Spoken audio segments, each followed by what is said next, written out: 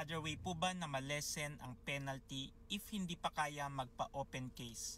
Wala pa po kasing budget. Case by case po per RDO, saka kung anong klaseng penalties yan, depende sa situation mo.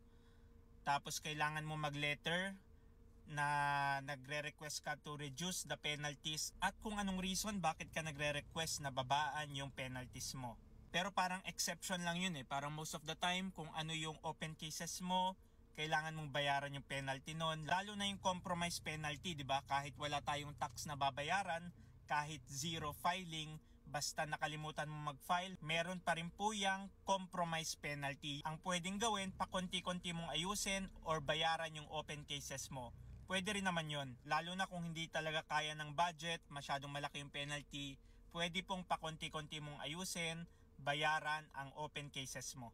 You are a freelancer at meron kang concern or question regarding freelancers BIR registration and freelancers tax compliance, comment mo lang yan at sasagutin ko yan.